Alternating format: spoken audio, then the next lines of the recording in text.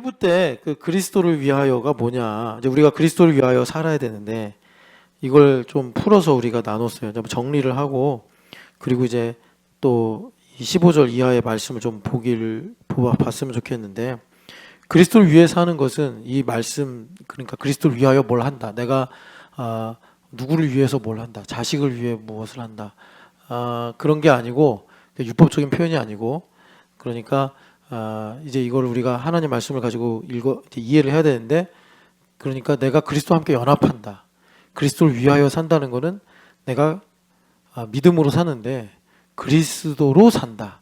뭐 이렇게 이제 우리가 말할 수 있어요. 그런데 이게 알듯 말듯 그게 뭔가 우리가 이제 좀 정리를 하는 게 더 좋아서 그래서 여러분 먼저 우리는 죄인이기 때문에 자기를 위해 삽니다.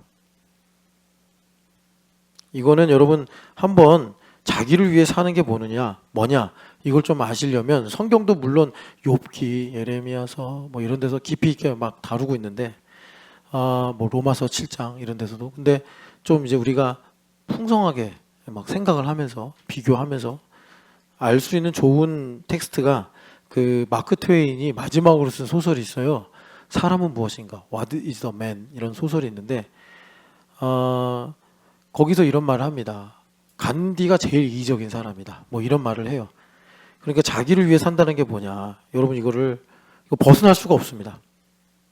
네, 벗어날 수가 없어요. 그러니까 제가 목회를 하잖아요. 그럼 사람들은 다 하나님을 위해 하는구나. 이렇게 생각하고 말하겠죠. 그런데 이 목회도 나를 위해 할 수 있습니다. 나를 위해 할 수 있어요. 나를 위해. 그래서 나를 위해 목회를 하면 이 목회가 행복하지 않습니다. 고생이죠, 고생. 그래서 반드시 보상을 받기를 원해요. 그러니까는 이걸 그래서 이제 우리가 예전에 배울 때 삭정신이다. 그러니까 은혜가 아니라 여러분 여기 하나님이냐 돈이냐 이 책에서 보면 이 삭정신을 매매정신이라고 표현하죠. 매매정신. 그래서 이제 여러분 아마 열심히 읽으시는 분들은 중간 이후로 갈 텐데 어떻게 하면 우리가 그러면 이 돈에서 자유해서 돈을 다스리며 살 것인가 할 때 그 누가복음 16장에 되게 어려운 비유예요. 불의한 청지기 비유. 이거는 돈에 관한 거다라고 딱 이제 말씀하시면서 우리가 이 만몬의 세계 속에 살고 있는데 이 만몬의 세계 속에서 만몬에게 충성하는 것이 아니라 하나님께 충성을 해야지 우리가 돈에서 자유하여 돈을 다스릴 수 있다. 이제 이런 말씀을 이제 후반부부터 이제 집중적으로 하십니다. 그래서 요걸 우리가 이제 극복을 해야 되는 거예요.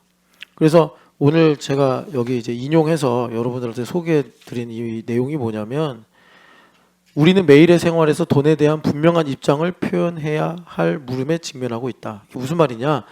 매매 정신에 따라 사느냐? 아니면 거저 주시는 은혜의 정신을 따라 사느냐. 이제 그걸 우리는 고백할 수 있어야 되고 선택해서 삶으로 이제 행동으로 나타나야 한다라는 것입니다. 그래서 우리가 정말 내가 주인 돼서 사느냐, 하나님 중심이냐라는 것은 무엇이 시금석이냐, 이 돈이다. 그거를 이제 누가복음 16장에서 말씀하고 있는 거다. 그래서 여기 누가복음에 있는 불의한 청지기 비유가 바로 그런 내용이다. 이거예요. 그래서 자기를 위해서. 근데 여러분 이 자기를 위해서 사는 이 죄성이죠, 죄성. 이 죄성에서 벗어나는 거는 죽음밖에 없습니다. 죽은 다음에 우리가 자기를 위해 사냐, 누구를 위해 사냐 말해봐야 무슨 소용이 있겠어요? 그래서 예수님께서 우리를 속량하셔서 이제 우리를 바꿔주신 게 뭐냐면 자기를 위해서가 아니라 그리스도를 위해서 사는 삶으로 이제 바뀌는 거예요. 근데 그리스도를 위해서 산다는 건 뭐냐면 뭐 간단하게 말하면 이겁니다. 예수님 날 위해 이 땅에 오셔서 나를 대신해 죽으시고 나를 대신하여 살아나셨다니 하면서 그 은혜 때문에 내가 그리스도를 위해 산다. 그래서 삭정신이 이제 은혜로 바뀌는 거예요. 은혜로 사는 거예요. 내가 그리스도를 위해서 어떤 것을 선택할 때 그리스도가 기준 되시고 그래서 그리스도를 위해 사는 것을 우리가 잘못 생각하는 경우가 저처럼 목사로 살거나 교회를 오래 다니면 그리스도를 위해 사는 것이 교회에서 봉사하고 고생하고 애쓰는 건 줄 알아요. 그게 아니라 내가 은혜로 말미암아 사는구나 이거예요. 아까 1부 때 계속 내가 명주정제 갖고 예를 들었는데 3번에서 오는 것이 하나도 수고스러울지 않을 정도로 은혜 가운데 있어야지 명중제가 그리스도를 위해 오는 거예요. 아니면은 그냥 애들이 하도 교회 가자고 하니까 아내한테 나 가까운 교회 가고 싶어 혼자 가 이제 그렇게 말하기 싫으니까 오는 거예요. 근데 이제 내가 오고 가는 이 모든 일들이 정말 주님 나를 대신하여 이 땅에 오시고 죽으시구나 이런 일들로 내가 반응을 한다면 그것이 그리스도를 위해 사는 것이다. 그래서 이제 우리가 아까 그 성경 구절 1부 때 읽은 대로 말하면 명중정제가 오고 가는 게 아니라 그리스도께서 산본에서 신촌까지 오고 가시는 일이 되는 거더라. 여러분 이걸 계속 들으시면서 감을 잡으셔야 돼요. 그럼 내가 사는 것이 아니고 그리스도로 사는 거란 말이에요. 자, 우리가 빨리빨리 성경을 찾으면서 이제 정리를 하고 다음 단계로 넘어가야 되는데 갈라디아서 2장을 보시면 여러분 잘 아시는 것처럼 19절 20절 같이 읽겠습니다. 내가 율법으로 말미암아 율법에 대하여 죽었나니 이는 하나님에 대하여 살려 함이라. 내가 그리스도와 함께 십자가에 못 박혔나니 그런즉 이제는 내가 사는 것이 아니요 오직 내 안에 그리스도께서 사시는 것이라. 이제 내가 육체 가운데 사는 것은 나를 사랑하사 자기를 위하여 자기 자신을 버리신 하나님의 아들을 믿는 믿음 안에서 사는 것이라. 아멘. 그러니까 그리스도를 위해 사는 것은 은혜로 말미암아 사는 건데 바로 내가 그리스도로 사는 거구나. 엄태우로 사는 게 아니라 그리스도로 사는 것이구나. 자, 그리스도로 사는데 그러니까 그리스도가 막 정죄하고 그리스도가 정죄를 받고 그리스도가 미워하고 그리스도가 낙심하고 이럴 수 없는 거죠. 나를 통해 그리스도가 나타나시는 거예요. 자, 그리스도로 사는 것. 그리스도로 살려면 여기 보니까 십자가에 못 박혔나니. 이 십자가가 그러니까 그리스도로 살게 하는 능력의 원천인 거예요. 그래서 바울 사도가 갈라디아서 6장 말미에 가면 나는 그리스도의 십자가 외에 결코 자랑할 것이 없다. 이렇게 말씀하시는 거예요. 그래서 이 십자가를 여러분들이 이제 잘 알고 많이 들으셨는데 그 바울 사도가 십자가를 강조할 때 그게 무엇이냐면 이걸 도라고 표현해요. 도. 요거는 사실 아마 우리 그 암브라잔 그리고 뭐 몰핀도 알 거예요. 아마 이제 그쪽도 동양 쪽이니까 이 도라는 거. 근데 이게 타미르나 아니면 다른 인도 말로 어떻게 표현이 되는지 모르겠어요. 근데 여러분 그 C.S. 루이스의 인간 폐지 보면 C.S. 루이스가 그 영어 교과서 문제를 가지고 계속 얘기하시면서 이게 지금 뭐 하는 건 줄 아냐? 이게 서구에는 없는 단어인데, 그러니까 이제 영국이나 프랑스 이런 이제 유럽에는 없는 단어인데. 내가 이게 알아보니까 중국에 있더라. 뭐 중국만 있는 게 아니죠. 한국에도 있고 일본에도 있었는데 이제 대표적으로 중국이 유명하니까 그래서 이걸 타오 중국말로 따오더 이런 거죠. 도덕을 그러니까 타오라고 하면서 이 타오를 해체하는 거다. 지금 이 영어 교과서 얘기가 이렇게 이제 예를 들잖아요. 그래서 여러분 우리가 이제 그 한국 사람 다 알잖아요. 득도한다. 득도를 하면 어떻게 되죠? 득도를 하면 그 도의 내용대로 모든 만물이 보이는 거예요. 사랑에 관하여 득도했다. 그러면 원수를 사랑하게 되는 거예요. 내가 기쁨에 대해 득도했다. 그러면 모든 만물이 기쁨으로 관통이 되는 거예요. 그거를 서양 사람들은 잘 이해를 못해요. 왜냐하면 이제 헬라적으로 헬레니즘적으로 지식의 체계를 갖고 있기 때문에. 그런데 여러분 그 위편 3절 아시죠? 가족끈이 3번 헤어지면 그 책을 통달한다. 그러니까 이거는 전혀 헬레니즘적인 방식이 아니에요. 누가 가르쳐주지도 않고 내가 귀납적으로 분석을 안 하는데 내가 하도 그 책을 읽어가지고 가죽끈이 3번 끊어지면 뭐 이제 옛날에 그 뭐 이 유교 경전 같은 거 그런 걸 통달한다. 성경도 마찬가지예요. 1번 읽고 2번 읽고 그래서 내가 성경을 통달하듯이 쭉 읽으면 어느 순간 이 성경의 진리가 나의 모든 삶을 이제 관통하는 이런 일들이 생기는 거예요. 자, 그래서 십자가의 도를 이제 우리가 발견하면 자 이거 고린도전서 1장을 읽어보겠습니다.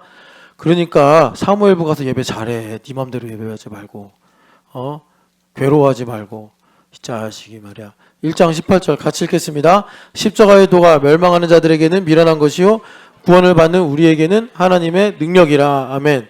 그래서 십자가의 도 여러분 토라도 구약성경 보면은 도라고 번역될 때가 있어요. 그러니까 십자가의 도를 우리가 득도하면 어떻게 된다는 거죠?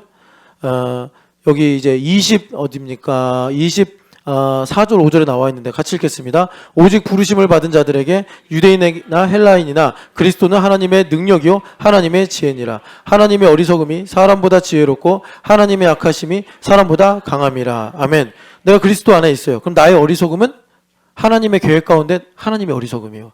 근데 그 하나님의 어리석음이 사람의 지혜보다 더 지혜롭고, 자, 내가 그리스도 예수 안에 있어요. 그럼 나의 약함은 하나님의 약함이에요. 그런데 그 하나님의 약함이 뭐죠? 내 힘으로 내가 강하게 사는 것보다 더 강한 거구나. 십자가의 도를 터득하면 이렇게 나의 인생을 보게 되더라라는 것입니다. 그래서 십자가의 도를 터득하면 어떻게 되는 거죠? 나의 삶에서 그리스도로 보는 거예요. 그리스도. 나의 인생의 모든 게 다 그리스도예요. 그리스도. 그것을 우리가 십자가의 도로 깨닫게 된다는 거예요. 자, 그래서 그리스도로 사는 것의 구체적인 내용이 뭐냐? 로마서 6장을 보겠습니다. 로마서 6장 5절. 지금 사무엘부에 있는 애들은 얼마나 좋아. 그냥 율동하고 찬양하고 그냥 선생님하고 성경 배우고. 넌 여기 앉아가지고 지금 계속 나를 째려보면서 이게 웬 고생이냐. 여기 무슨 막장이냐 이러고 앉아있잖아 지금. 사무엘부 가서 예배 열심히 하세요. 신성현. 최고. 오늘 3부 끝나고 우리 한번 오랜만에 갈까 GS? 그래. 잘 있네. 인내는 복된 거야. 자, 6장 5절 같이 읽겠습니다. 만일 우리가 그의 죽으심과 같은 모양으로 연합한 자가 되었으면 또한 그의 부활과 같은 모양으로 연합한 자도 되리라. 아멘. 그리스도로 사는 게 뭐냐? 3절에 보니까 예수 그리스도로 세례를 받는 거예요. 예수 그리스도로. 그래서 이제 더운 여름이 오면 라이슨 왔어요? 라이슨 아마도 maybe 한 준이 되면 우리 같이 세례하러 갑시다. 강으로. 예원 어린이 예원이 어디 갔어요? 안 보이는데? 거기 있구나. 나 옷을 바꿔 입어가지고 거기 앉아 있었구나. 야, 꼭 그 양 가운데 말 같다. 등치가 커가지고. 우리 예원이도 이번에 6월에 잘 입교했으면 좋겠고. 우리 저기 누구지? 너는 국어로 하자. 국어. 목사님이 공부 제일주의가 아니라 너희들 신앙 고백. 너는 국어. 나중에 개인적으로 몇 점 그렇게 나한테 얘기해 주세요. 넘으면 입교. 이제 입교하는 걸로 하고. 자, 그래서 이거 다른 교회에서 들으면 이상한 교회라고 할 겁니다. 여러분 이거 다 상황 설명해 주셔야 돼요. 이게 신앙 고백이다 이게. 자, 그래서 여기 보면은 그리스도로 사는 것, 그리스도로 세례를 받는 거예요. 그리스도로 세례를 받아서 내가 그리스도로 사는 거예요. 공부도 그리스도로 하고 직장도 그리스도로 살고 내가 죽는 것도 그리스도로 죽고 사는 것도 그리스도로 살고 하는 겁니다. 그래서 그리스도로 사는 것은 뭐냐? 6장 5절에 보니까 그리스도와 함께 죽고, 이게 연합인데 연합하는 게 뭐냐? 그리스도와 함께 죽고, 그러면 여기 지금 그의 부활과 같은 모양으로가 작은 글씨로 되어 있죠. 왜 그러냐면 이것도 하나의 그 기술인데, 그러니까 표현하는 방법인데 너무 당연한 일이기 때문에 헬라어에서 생략을 해버린 거예요. 그런데 한글에선 그렇게 생략해버리면은 의미가 없는 게 되어버리잖아요.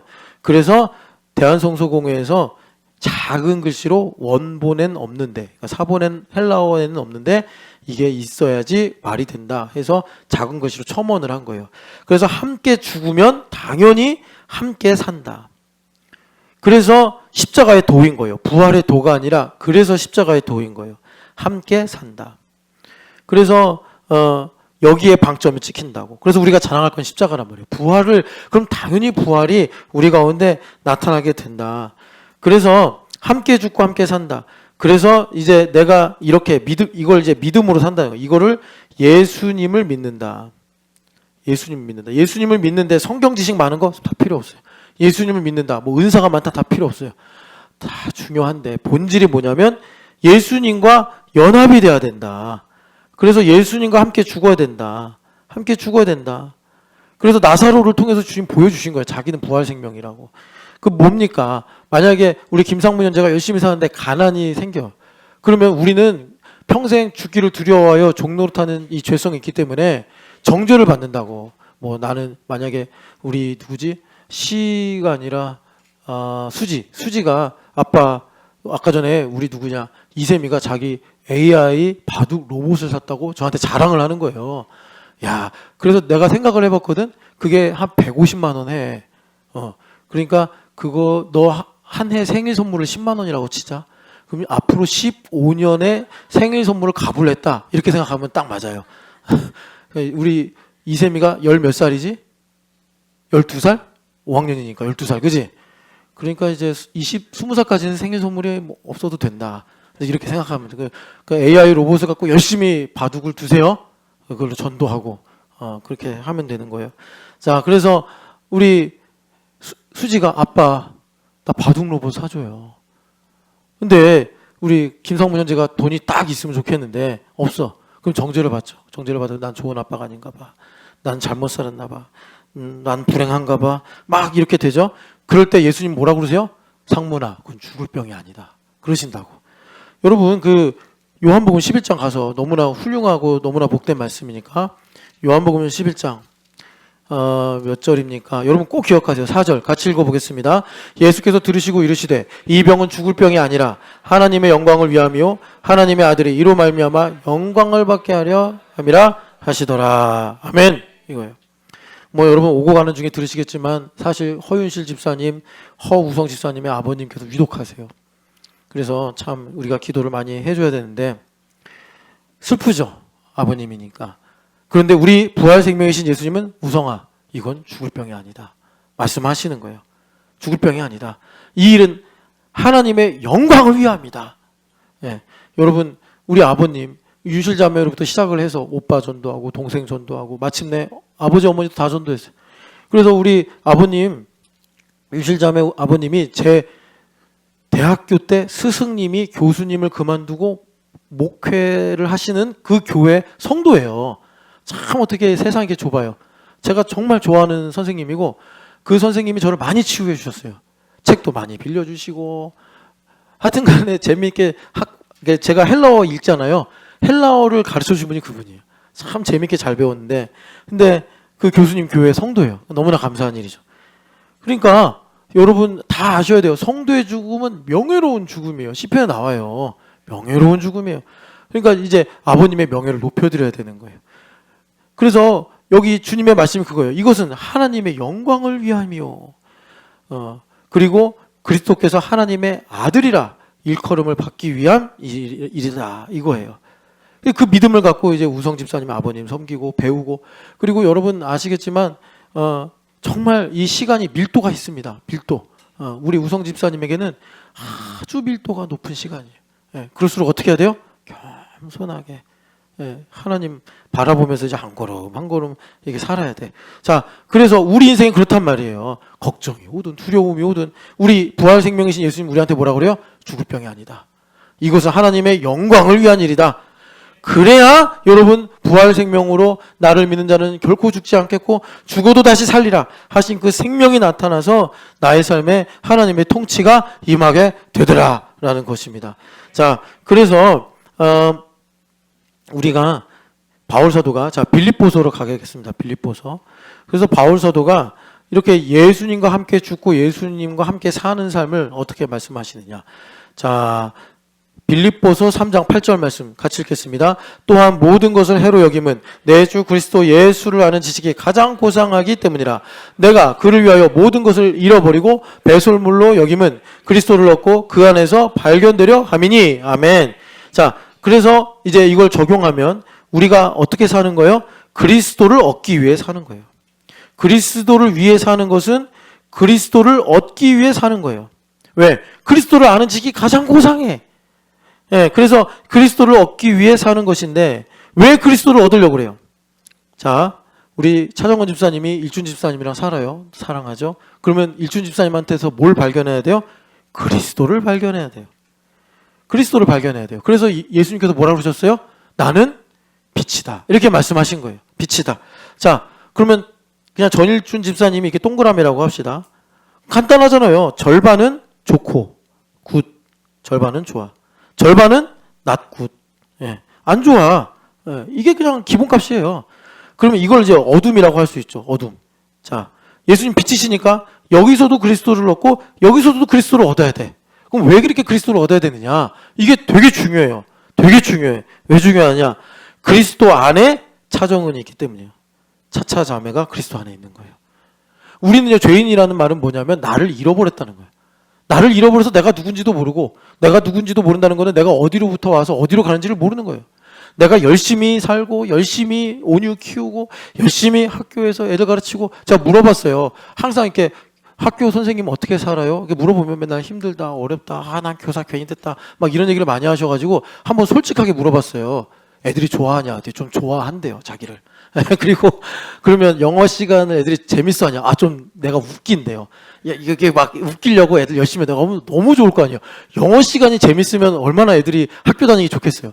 영어 시간마다 빠따치고 영어 시간마다 막 승질 부리고 선생님 그러시면 죽을 맛이잖아, 학교를. 근데 영어 선생님이 재밌어. 예. 그러면은 애들이 참 복받은 아이들이죠. 그런데 우리 누구냐? 그래봐야 소용없다고요. 자기가 누군지를 모르면. 내가 누군지를 모르면 소용이 없는 거예요. 내가 어디 있는가? 그리스도 안에 있단 말이에요. 그리스도 안에 있어요. 그래서 내가 교회가 되어 살아갈 때 온유 안에도 그리스도가 계시고 우리 일준 집사님 안에도 그리스도가 계시고 그리고 정말 그리스도를 어디까지 가서 발견해야 되느냐? 땅끝까지 가서 발견해야 되는데 땅끝이 어디냐? 그 학교에 나랑 같이 있는 애들이에요. 애들. 뭐 모시기 저시기 다 있을 거 아니에요. 그 아이들 안에 그들 중에는 예수님 믿는 아이들, 앞으로 예수님 믿을 아이들, 그리고 또 예수님 아직 모르는 아이들 다양하게 있을 텐데 그 아이들 안에서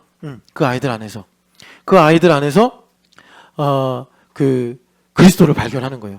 옛날에 제가 이게 조금 복음적인 느낌이 있다 해가지고 여러분들한테 추천했던 영화 중에 하나가 꿀벌과 천둥이라는 그 음악을 소재로 한 영화가 있어요. 천재 피아니스트가 있었는데 엄마가 가르쳐요. 근데 엄마가 가르치다가 일찍 돌아가셨어.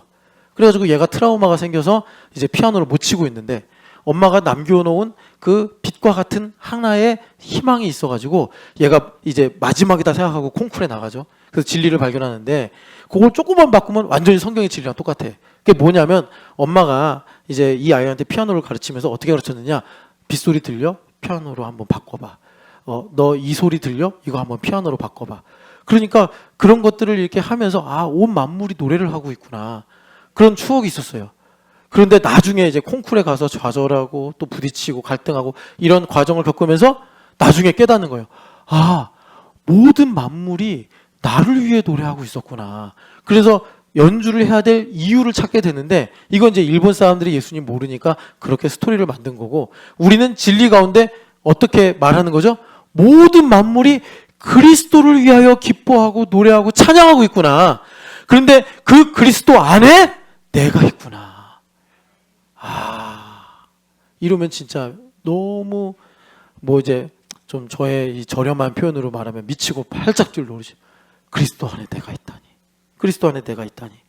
그래서 바울 사도가 그리스도를 얻으려고 하다 보니 모든 것이 다 배설물과 같이 여겨지는데 그래서 아까 읽은 대로 그리스도를 얻고 구절이 시작이 될 때 뭐라 그래요? 그 안에서 나를 찾는다. 그 안에서 나를 발견한다. 그게 무슨 말이에요? 난 나를 잃어버렸는데 죄 때문에 나를 다시 찾아서 하나님 나를 얼마나 사랑하시는지 하나님 나를 통하여 어떤 영광을 받으실지 그 계획은 무엇이고 그 뜻은 무엇인지를 내가 깨닫고 알게 된다. 회복이 되어지는 것입니다. 여러분 이렇게 그리스도를 위해 사시는 복된 인생 살아가시기를 축복합니다. 그래서 정리하는 마지막 구절입니다. 고린도후서 4장을 보시면 4절 같이 읽어보겠습니다. 그 중에 어떤 세상의 신이 믿지 않으려는 자들의 마음을 혼미하게 하여 그리스도의 영광의 복음의 광채가 비치지 못하게 함이니 그리스도는 하나님의 형상이라. 아멘. 자, 그래서 여러분 그리스도가 뭐예요? 하나님의 형상이라. 하나님의 형상이 뭐예요? 나요, 나. 우리가 하나님의 형상으로 지음받았어요. 그런데 우리가 그 형상을 잃어버렸다고, 죄 때문에. 볼 수가 없고 알 수가 없게 되었단 말이에요. 그런데 그리스도의 영광의 복음의 광채가 비쳐서 우리가 그 그리스도 안에서 나를 다시 찾는 거예요. 그래서 나를 찾으면 여러분 정복하고 다스려라 하신 그 하나님의 말씀이 회복이 되어서 나의 삶이 살아나고 하나님의 뜻이 이루어지게 되는 것입니다. 그래서 하나님의 형상이 회복이 되는, 이거 나중에 이제 15절 이하부터 쭉 볼 텐데 그게 뭐냐? 적용으로 말하면 예수님께서 나의 주 되심과, 하나님의 형상이고요. 예수님 나의 주 되심과. 여기서 이제 여러분들이 들어가야 되는데, 그래서 우리가 너희의 종된 것이다. 이거예요. 예수님 주인 되시고, 그럼 내가 예수님의 종이 돼야 되는데, 바울서가 이러는 거예요. 그러니까 만약에 일준 집사님이 하나님의 형상이 회복이 되면 나의 주인은 예수님이시요. 그리고 아버지니까 차정은 집사님과 온유와 이든이의 종으로서 섬기는 삶을 사는 거예요. 이것이 하나님의 형상이 나에게 회복이 되는 거예요. 물론 제일 1번은 교회예요. 교회로부터 시작이 돼요. 그래서 내가 교회가 되어서 우리 지체들의 섬기는 자가 되는 것이 바로 나의 잃어버린 하나님의 형상을 회복해 나가는 거예요.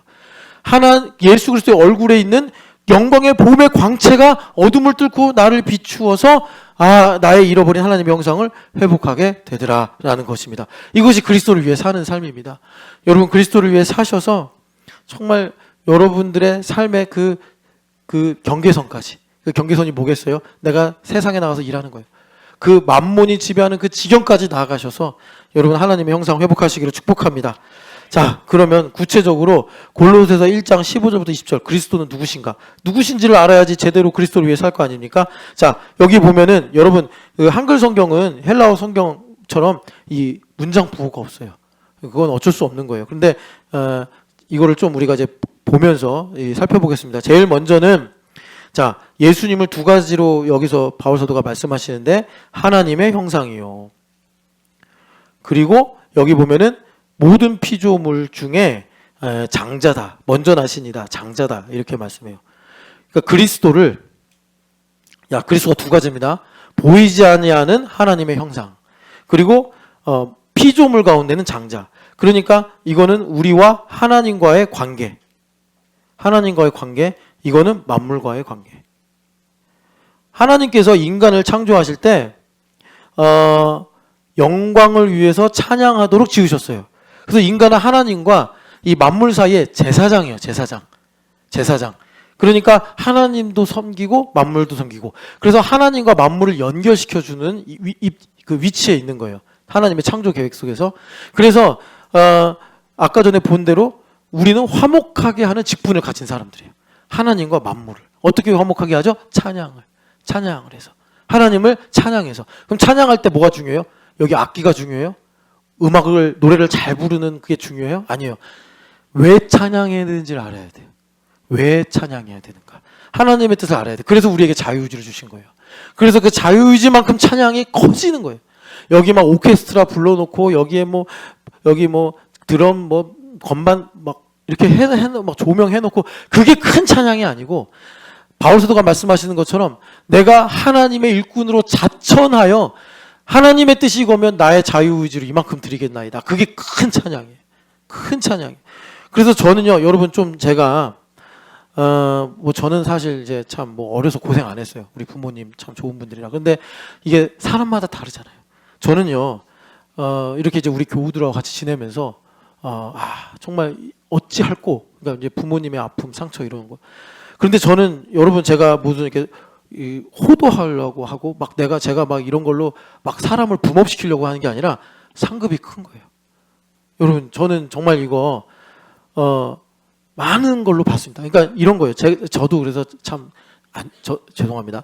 제가 나쁜 부모잖아요. 제가 나쁜 부모 됐다고 선택해서 나쁜 부모가 됐는데 그러고 나니까 이렇게 이제 보는 거예요. 다 보는 거예요. 보는데 정말 부모님의 은혜가 뭐냐면 부모님에게 이렇게 내가 이제 아픔과 상처를 받으면 당연한 게 안 돼요. 그게 그렇더라고요. 그래서 제가 참 좋은 부모님 밑에서 배우고 살아온 거 너무나 감사한데 제가 제 딸에겐 좋은 부모가 되지 못한 거에 대해서 항상 피눈물이 나요. 네, 항상. 근데 저는 그 피눈물이 이게 사망의 피눈물이 아니라 생명의 그게 될 줄을 믿고 이제 목회를 하는 거예요. 그러니까 제가 우리 형제자매들 제가 누구라고 말 안 할게. 얼마 전에 울면서 전화해. 안 된다는 거예요, 자기가. 난 정말 이렇게 하고 싶은데 안 된다는 거예요. 통곡을 하는 거예요. 예. 10대 청년이겠어요? 제가 지금 말씀하는 분이. 그러니까 저도 마음이 아픈 거예요. 힘내라. 포기하지 마라. 이렇게 말을 했는데 그러니까 제 말은 무슨 말이냐면 주님께서 이런 걸 가지고 지금 그리스도를 위해 살아라라고 말씀하시는데 무슨 말이냐? 그러니까 하나님의 은혜로 자유주의가 커져야 돼요. 커져야 돼. 예, 커져서 그러니까 이제 하나님의 크신 영광이 있다는 거죠. 여러분 이렇게 복음으로 나와 세상을 보시기를 축복합니다. 자, 하나님은 여기 말씀에 보이지 않으세요. 영이시기 때문에 볼 수가 없어요. 그래서 예수님 오신 거예요. 자, 우리가 시간이 없으니까 빨리빨리 요한복음 1장을 보겠습니다. 참 설교하면서 빨리빨리 해서 죄송해요. 그런데 어떡하겠어요. 돈가스와 카레라이스가 기다리고 있는데 배고파. 자, 1장 18절 같이 읽어보겠습니다. 본래 하나님을 본 사람이 없으되 아버지 품속에 있는 독생하신 하나님이 나타내셨느니라. 아멘. 자, 하나님 볼 수 없어요. 우린 죄 가운데 있으니까. 그런데 독생하신 예수님 그리스도께서 하나님을 나타내셨어요. 그래서 요한복음 14장 가보겠습니다. 자, 예수님의 마지막 설교죠. 요한복음 14장 가서 보면은 요한복음 14장 9절 10절 같이 읽겠습니다. 예수께서 이르시되 빌립아 내가 이렇게 오래 너희와 함께 있으되 내가 나를 알지 못하였느냐? 나를 본 자는 아버지를 보았거늘 어찌하여 아버지를 보이라 하느냐? 아멘. 자, 여기까지. 그러니까 무슨 말이죠? 예수님께서 아까 독생하신 하나님의 품속에서 나오신 자가 되셔서 우리에게 보이지 아니하는 하나님의 형상을 보여주셨다라는 것입니다. 그런데 여러분 여기서 중요한 것, 그러면 이 말씀을 들은 빌립이 눈 시력이 안 좋아서 예수님을 보고도 하나님을 못 봤냐? 그거 아니죠. 제가 지금 왜 이런 질문을 하죠? 빌립은 그때 이 시각적으로 예수님을 보니까 나를 보면 아버지를 본 거야. 일단 이해는 되는데 그 다음 뭐라고? 이제 퀘스천 마크가 떠오르는데, 우리가 복된 건 뭐냐면 사실 우리는 시각적으로 예수님 못 보잖아요. 우리 안에 계시니까. 그러니까 예수님께서 지금 말씀하시는 나를 보면 아버지를 본다라는 말씀은 사실 무슨 말이냐면 나를 알면 아버지를 알 수 있다, 이런 말씀이에요. 나를 알면 아버지를 알 수 있다. 그래서 여기서 여러분 떠올리실 말씀이 호세아서 4장 또 6장 말씀인데, 하나님을 아는 지식, 이 문제란 말이에요. 여러분 하나님 아십니까? 여러분 하나님 아는 건 불가능합니다. 여러분 요한복음에서도 말하잖아요. 하나님을 나타내신 예수님을 온 세상의 책으로 다 기록한다 한들 기록할 수 있다 없다. 여러분, 그런데 어떻게 우리가 하나님을 알아요? 하나님 몰라요. 여러분 상대성 이론 다 아십니까? 저는 아직도 읽어도 알다 모르다 그러는데요. 여러분 우리는 그렇게 하나님께서 그냥 사소하게 여기는 물리적인 법칙도 몰라서 헷갈리고 이해가 안 돼가지고 좀 더 쉽게 말해주는 거 없나 이러는데, 어떻게 우리가 하나님을 알아요? 그러니까 우리는 어떻게 알아요? 하나님을 날마다 새롭게 알아야 돼요. 하나님의 사랑을 오늘도 새롭게 알아야 돼. 그러니까 하나님을 아는 건 뭐예요? 나는 아직 하나님을 모른다부터 시작을 해야 돼요. 그래서 주님께서 말씀하신 거예요. 의에 줄이고 목마른 사람은 복이 있다. 의에 줄이고 목마르다. 이게 뭐냐? 나는 오늘도 하나님을 몰라. 제가 어제 우리 라이슨네 집에 가서 신방 예배했어요. 라이슨, 너는 그 성경을 안 읽으면 허기짐을 느껴? Feel hungry 해? 그랬더니 10분을 얘기해. 제가 설교하다가 괜히 질문했네. 이제 그 간증을 하는 거예요. 얼마나 자기가 이 말씀을 통해서 은혜를 받는가 이야, 진짜 복되다. 그러니까 여러분 우리가 모른다는 걸 아는 데서부터 이제 하나님을 아는 지식을 배우는데, 자, 어제 내가 하나님 알았어. 이야, 하나님 이렇게 크신 분이구나, 전능하신 분이구나. 오늘 다시 알아야 돼. 하나님은 영원하신 분이고 하나님은 초월적인 분이기 때문에 기억에 의존해서 하나님을 안다? 그게 어떤 디딤돌은 될지 모르지만 오늘 나의 리얼리티는 될 수가 없어요. 정말 하나님은 크심을 알려면 오늘 또 알아야 되고, 하나님 나를 사랑하는 걸 알려면 오늘 내가 하나님 사랑하는 걸 또 발견하고 알아야 된다는 말이에요. 그런데 그 지식을 그리스도께서 내 안에 오셔서 알게 하시는 거예요. 그럼 그리스도를 아는 게 뭐냐? 그리스도를 아는 건 이겁니다. 아까 1부 때 잠깐 말씀드렸는데 이런 거예요. 우리가 율법을 묵상하면, 이 율법을 묵상하면서 이는 이에, 눈에는 눈, 이 말씀이 이빨 뽑으고 눈 뽑으란 얘기가 아니라 우리에게 속옷을 달라는 자에게 겉옷까지 주라는 하나님의 자비를 구하라는 말씀이구나. 그것이 그리스도를 아는 거예요. 그걸 나에게 적용해서 이렇게 이제 정리가 되는 겁니다. 내가 한 번 사는 인생 속에서 그리스도를 만났으니 나에게 필요한 것이 무엇이 있겠는가?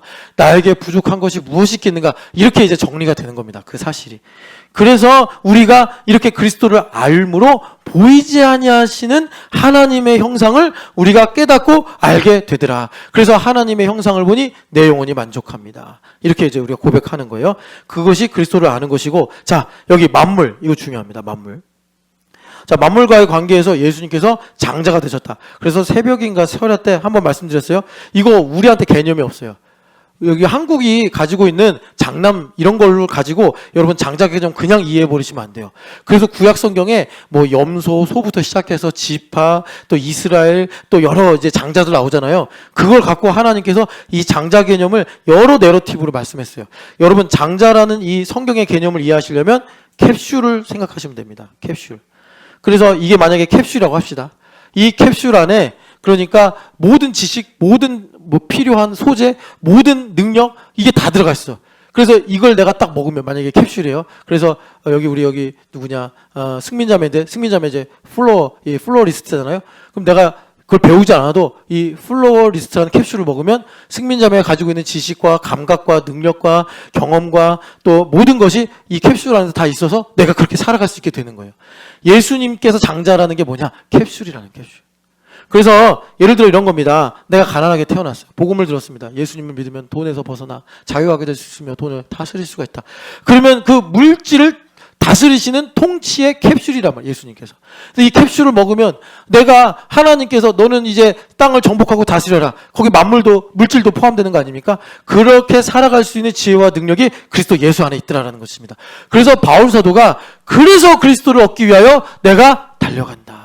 그리스도를 얻기 위하여 모든 것을 다 해로 여긴다. 이렇게 말씀하신 것입니다. 그래서 예수님께서 어떻게 이 장자가 되셨느냐? 그러니까 여기 먼저 나셨다라는 것은 생물학적으로 하나님께서 혹은 창조의 차원에서 하나님께서 예수님을 지으셨다라는 것이 아니라 예수님께서 하나님과 함께 세상을 창조하시면서 이런 하나님의 지혜와 능력의 캡슐이 되셔서 그 다음에 16절에 보면 여러분 16절 그 이하가 요거를 설명하는 거예요. 우리 16절 다시 한번 읽어보겠습니다. 만물이 그에게서 창조되되 하늘과 땅에서 자 골로새서 1장 16절입니다. 만물이 그에게서 창조되되 하늘과 땅에서 보이는 것들과 보이지 않는 것들과 혹은 왕권들이나 주권들이나 통치자들이나 권세들이나 만물이 다 그로 말미암고 그를 위하여 창조되었고 아멘. 자 여기 보면은 여러분 혹시 펜이 있으면 여기서 권세들이나 하고 딱 한번 이렇게 딱 구분 표시를 하시는 게 좋아요. 왜냐하면 여기서 문장이 바뀌어요. 그러니까 무슨 말이냐면 여기 그 예수님께서 그 모든 만물을 보다 먼저 나셨다. 장자다. 그래서 예수님 안에 그 모든 하나님의 지혜와 능력이 있다라는 걸 어떻게 설명하셨냐면 자 16절에 만물이 예수님에게 창조가 되었다. 그러면서 그 예수님으로 말미암아 창조가 되었는데 하늘과 땅에서 일단 보이는 현상들 그리고 그 배경에 보이지 않는 것들 그리고 그 보이는 것들과 보이지 않는 것들 가운데서 하나님의 말씀을 사실로 이루는 여기 왕권 주권 통치자가 권세가 다 천사들의 이름입니다. 그러니까 이 천사들이 예수님을 위하여 예수님으로 말미암아 지음을 받아서 예수님께서 마땅히 이 모든 만물 가운데서 그러니까 장자권을 가진 통치 그러니까 캡슐이 되셨다라는 것을 이렇게 이제 말씀하고 있는 거예요. 그리고서 이제 그 내용을 한 번 더 구체적으로 말씀하신 것이 그러므로 만물이 다 그로 말미암고 만물이 그를 위하여 창조되었다라고 이제 또 한 번 이 관계대명사가 들어가면서 여기에 이렇게 이제 설명이 더 부연이 되는 거예요. 자, 여기 16절 이 말씀을 어디서 보시면 좀 더 여러분들이 실감하실 수가 있냐면 잠언 8장 보면 잠언 8장이 잠언의 클라이막스예요. 지혜가 뭐냐? 나머지는 다 지혜를 귀납적으로 여러 모양으로 말씀하는데 그 모든 것을 묶는 지혜에 관한 말씀이 8장이에요. 8장. 요 정도면 훌륭하게 하는 거야. 그러니까 안 건드려도 돼. 얘 나이에 요 정도 하면 훌륭한 거야. 아주 훌륭해 신성현. 조금만 참어. 아주 잘하고 있어. 아주 희망이 보입니다. 자, 그래서 8장을 보시면 여러분 조금 길지만 같이 우리 복되니까 읽을게요. 22절부터 31절까지 같이 읽겠습니다. 여호와께서 그 조화의 시작 곧 태초 일하시기 전에 나를 가지셨으며 만세 전부터 태초부터 땅이 생기기 전부터 내가 세움을 받았나니 아직 바다가 생기지 아니하였고 큰 샘들이 있기 전에 내가 이미 났으며 산이 세워지기 전에 언덕이 생기기 전에 내가 이미 났으니 하나님이 아직 땅도 들도 세상 진토의 근원도 짓지 아니하셨을 때라. 그가 하늘을 지으시며 궁창을 해면에 두르실 때에 내가 거기 있었고 그가 위로 구름 하늘을 견고하게 하시며 바다의 샘들을 힘있게 하시며 바다의 한계를 정하여 물이 명령을 거스르지 못하게 하시며 또 땅의 기초를 정하실 때에 내가 그 곁에 있어서 창조자가 되어 날마다 그의 기뻐하신 바가 되었으며 항상 그 앞에서 즐거워하였으며 사람의 거처할 땅에서 즐거워하며 인자들을 기뻐하였느니라. 아멘. 자, 그러니까 예수님을 여기서 지혜라고 말씀하는데 이 지혜가 지금 이런 지혜다. 제가 이걸 여러분들하고 같이 길지만 읽은 이유는 이 말씀을 믿음으로 선포하듯 읽을 때 여러분들의 삶에 이 지혜가 임하기 때문에 이렇게 우리가 지금 시간 들여서 읽은 거예요.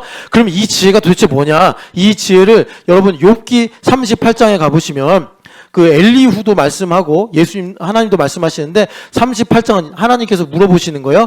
그러니까 38장에 다 그런 내용인데 자 하나만 딱 임의로 잡아서 38장 31절부터 33절 같이 읽어보겠습니다. 내가 묘성을 메어 묶을 수 있으며 삼성의 띠를 풀 수 있느냐? 너는 별자리들을 각각 제때 이끌어낼 수 있으며 북두성을 다른 별들에게로 이끌어갈 수 있겠느냐? 내가 하늘의 궤도를 아느냐? 하늘로 하여금 그 법칙을 땅에 베풀게 하겠느냐? 아멘. 그러니까 하나님께서 지금 이 은하계 모든 우주를 주님께서 다스리시는 이 원리에 대해서 너 아냐? 우리 모르죠. 지금도 몰라요.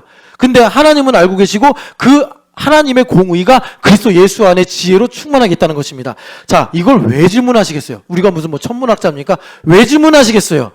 왜 질문하냐면 아이를 가르치는 엄마에게 너가 하나님 안에서 그 엄마로서 그 모든 때마다 적절하게 가르칠 수 있는, 어쩔 때는 회초리를 들고 어쩔 때는 용서하고 어쩔 때는 격려하고 어쩔 때는 또 꾸짖고, 너가 그 정도와 그 워딩과 그 마음과 그 모든 걸 너가 아냐? 우리 몰라요. 모르니까 때로는 지나치게 하기도 하고 때로는 훈계해야 될 때 간과해가지고 아이가 못된 버릇을 배우기도 하고, 우리는 내 마음대로 살기 때문에 그렇게 된단 말이에요. 그런데 그 지혜가, 그 진리가 그리스도 예수 안에 지혜로 있다라는 것입니다.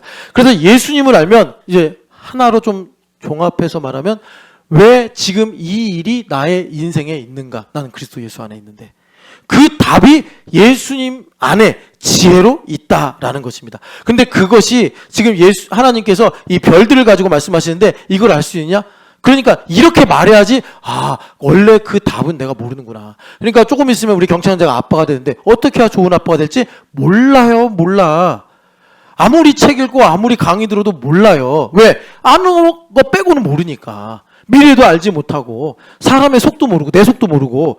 그러니까 그런 것들이 마치 여기에 별들을 하나님께서 묶어두시며 움직이시며 제때에 별자리가 움직이게 하시며, 이걸 우리가 모르는 것보다 더 어려운 문제라는 거예요. 그 문제가 사람 살면서 오가는 이런 문제들이 하나님의 뜻이기 때문에. 그런데 그 지혜가 어디 있다고요? 예수 그리스도 안에 있다라는 것입니다. 왜? 만물이 그로 말미암아 지음 받았고 그 안에 있기 때문에 우리가 그리스도를 얻으면 그 안에서 내가 하나님의 뜻과 계획이 무엇인지 깨달아 우리가 그리스도로 살아가는 하나님의 뜻이 이루어지는 복된 삶을 살게 되더라라는 것입니다.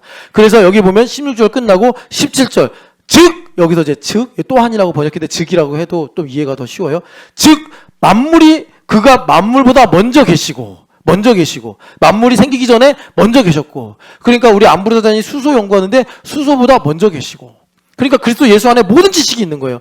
그리고 만물이 그 안에 함께 섰느니라. 만물이 서 있어. 이게 무슨 말이지? 무슨 말이냐면 만물이 하나 예수님에 의해서 그리스도 안에서 통치가 되고 있다는 것입니다. 그래서 이 함께 섰느니라를 여러분 이해하기 쉽게 다른 데서 똑같이 어떻게 썼냐면 고린도후서 6장 보세요.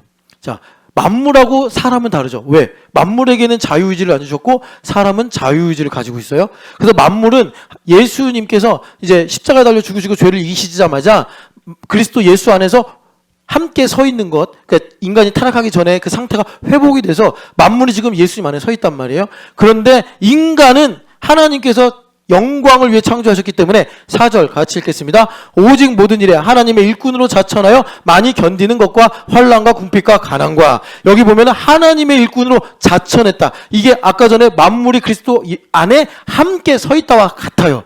만물은 자유의지가 없기 때문에 예수님께서 하나님의 아들로 부활하시면서 선포되실 때 다 회복이 돼서 지금 스탠바이가 되어 있는데, 우리는 어떻게 해야 돼요? 자유의지를 가지고 있기 때문에 하나님의 은혜를 여기 6장 1절에 헛되이 받지 말라. 하나님의 은혜를 깨달아서 하나님의 은혜를 내가 적극적으로 받고 침노해서 하나님의 뜻이 무엇인지 깨달아 그것을 자원하여 내가 선택하고 행동할 때, 그때 우리가 하나님의 일꾼으로 서게 된다라는 것입니다. 하나님의 뜻이 나를 통해 이루어지게 되더라라는 거예요. 그래서 이런 일들을 그리스도께서 이제 만물 가운데 이렇게 계시는데 이 일들을, 자 18절이 뭐냐? 그러면 그런 모든 일들이 지금 회복이 되어서 실제가 뭐냐? 실제가 바로 그는 그 예수 그리스도의 실제가 교회다, 이렇게 말씀하시는 교회다. 그래서 교회의 머리시라 하고 여기서부터 또 문장이 바뀌어요. 자, 그러니까 그리스도가 만물의 이런 모든 일들을 이루셨는데 그분의 실제가 교회고, 교회의 머리시라는 게 뭐냐? 그는 근본이시오. 이 말씀 되게 중요한데, 근본이시다. 이 말은 예수님께서 우리의 시작이 되셨다. 그러면 여러분 하나님께는 시작과 끝이 같아요. 그러니까 여러분 우리는 지금 시작과 끝 중간에 살잖아요. 그런데 지금 내가 교회가 되어서 예수님께서 나의 머리가 되시고 내가 몸이 되었다. 그래서 내가 그리스도의 실제를 보고 알고 살아간다는 건 뭐냐면 첫 번째, 나의 시작은 그리스도다라는 거예요. 내가 뭐 모태신앙이 아니더라도 나의 시작은 그리스도다. 그래서 나는 어디로 가는 거예요? 그리스도께로 가는 거예요. 하나님의 영광을 위해 살게 되는 인생이더라라는 것입니다. 그는 근본이시오. 그래서 히브리서 12장 2절에 예수님을 뭐라고 그래요? 똑같은 단어인데 번역을 다르게 한 거예요. 그는 믿음의 주요, 시작이란 말이에요. 그리고 온전케 하시는 요, 끝이다 이거예요. 우리는 그리스도 예수 안에 있단 말이죠. 그래서 나의 시작이 예수님이구나. 그걸 믿고 그거를 기본값으로 가지고 봐야지 나의 삶에 펼쳐지는 하나님의 뜻이 무엇인지를 깨달아서 우리가 자천하여 선택하여 만물이 주에게서부터 나와 주님께로 돌아가는 하나님의 경륜에 편승해서 살게 되더라라는 것입니다. 여기 우리의 인생의 길이 있고 답이 있는 거예요. 두려워하지 마시고 그리스도와 예수 안에 있기를 축복합니다. 그래서 우리가 그리스도의 실제인 교회가 되어 산다는 건 뭐냐? 여기 중요한데 여기 먼저 나신 이시니, 죽은 자들 가운데 먼저 나신 이시니, 아까 그걸 장자라고 했잖아요. 예수님께서 우리에게 부활 생명의 여기서 똑같은 단어예요. 캡슐이 되시는 거예요.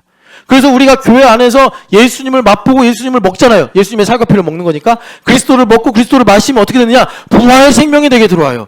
그래서 부활 생명이 나에게 충만해지면 죽을 병인데, 망할 병인데, 끝날 병인데 우리 부활 생명이신 예수님께서 담대하게 두려워하지 마라. 이건 죽을 병이 아니다. 하나님의 영광을 위한 일이니라 하고 바꿔 버리신다는 것입니다.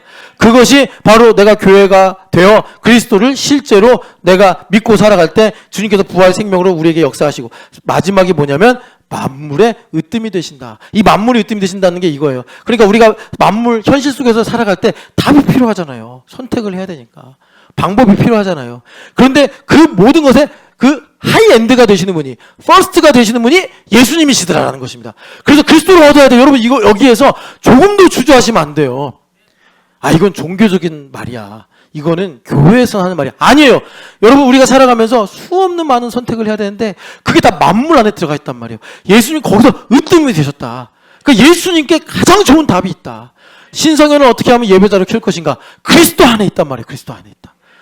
우리가 살아가면서 새로운 길을 선택하고 내가 알 수 없는 미래로 내가 살아가야 되는데 그 길을 걸어가면서 우리가 먹을 것도 있어야 되고 입을 옷도 있어야 되고 살 집도 있어야 되는데 그게 다 어디 있다고요? 만물의 으뜸이신 그리스도 예수 안에 있더라라는 것입니다. 그래서 여기서 또 이제 문장이 한번 바뀌면서 19절에, 자 여러분 19절 20절은 한 문장입니다. 한 문장인데 여기서 주동사가 있어요. 여러분 좀 이상하게 설교해서 죄송해요. 주동사는 뭐냐면 기뻐하시더라라는 것입니다. 20절 마지막에 기뻐하신다. 그러니까 여러분 하나님 기뻐하신다, 이건 그냥 끝난 거예요. 하나님 기뻐하신다는 게 뭐예요? 하나님께서 예수님 세례 받으실 때 성령 하나님 강림하시면서 뭐라고 그러셨어요? 내 기뻐하는 자라, 내 사랑하는 자들아. 그러니까 여러분 하나님께서 날 기뻐하시면 여러분 우리 인생에 정말 걱정할 게 없는 것입니다. 그런데 뭘 기뻐하셨는지가 중요하잖아요. 뭘 기뻐하셨냐면 첫 번째가 뭐냐면 예수님 안에 충만하게 거하게 하시기를 기뻐하셨다. 그러니까 여러분 우리가 걱정도 하고 슬퍼하기도 하잖아요. 왜 그런 거예요? 걱정할 일이 많아서가 아니라 기쁨이 없어서 그런 거예요. 기쁨은 유일한 하나밖에 없어요. 하나님 아버지의 기쁨이 내 안에 오면 돼요. 그러면 내가 밤에도 기뻐하고 낮에도 기뻐하고 살아도 기뻐하고 죽어도 기뻐해. 그런데 그 하나님께서 기뻐하시는 이유가 있는데 하나가 뭐냐면 예수님 안에 모든 충만이 거하게 하셨다. 그러니까 하나님의 기쁨이 뭐냐면 이겁니다. 여러분 우리가 하나님을 기뻐하고 살면 되는데 하나님께서 기뻐하시는 게 뭐냐? 내가 예수님 안에 거해서, 그러니까 나의 인생에서 그리스도를 보는 것, 아까 1, 2부 때 우리가 1부 때 들은 말씀대로 은혜와 진리의 충만을 보는 것입니다. 그러니까 그리스도 예수 안에서 모든 것이 다 충만하게 하셨다. 그래서 은혜와 진리를 발견하다. 은혜구나. 그리고 이것이 참이구나. 이것을 알게 하신다는 거예요. 그 두 번째로 기뻐하시는 건 뭐냐면 우리를 죄 가운데서 정결하게 하셔서, 그게 뭐냐면 그의 십자가의 피로 화평을 이루사. 죄가 있으니까 화평이 안 되는데 죄를 정결하게 하셔서 여기 보면은 자기와 화목하게 하셨느니라. 만물 가운데 하나님의 뜻이 이루어지게 하셨다라는 것입니다. 그래서 우리가 교회가 되어서 그리스도의 실제를 내가 얻고 그 안에서 나를 발견하게 되면 주님께서 우리를 기뻐하시면서 우리에게 복을 주시는데, 그것이 뭐냐면 1번이 바로 예수님 안에서 은혜와 진리의 충만으로 나를 보게 하시고, 두 번째는 뭐냐면 만물 가운데서 예수 그리스도의 피로 나를 정결하게 하셔서 만물과 여러분 이거는 정말 우리가 그리스도교잖아요. 기독교잖아요. 이건 정확하게 믿어야 돼요. 여기도 주저하고 헷갈리면 안 돼. 다른 거 여기에 첨가되도록 허용하면 안 돼요. 그러니까 우리가 이제 주님께서 기뻐하시는 게 뭐냐면 십자가의 피로 그리스도의 피로 죄를 정결하게 하셔서 지금 왜 이 문제가 나를 힘들게 할까? 왜 그 문제가 나를 힘들게 할까? 죄 때문에 그런 거예요. 그래서 그리스도의 피로 정결하게 하셔서 화평을 이루사 정결하게 하셔서 그 죄가 사라지면 하나님과 그 만물 가운데 화목함이 이루어져 하나님의 뜻이 우리 가운데 이루어지고 나타나 하나님께서 영광을 받으시더라라는 것입니다. 여러분 이렇게 그리스도로 살아가시기를 축복합니다. 정말 그리스도를 얻기 위해서 침노하는 거룩한 믿음의 선택이 있으시기를 축복합니다. 우리 같이 기도하겠습니다. 하나님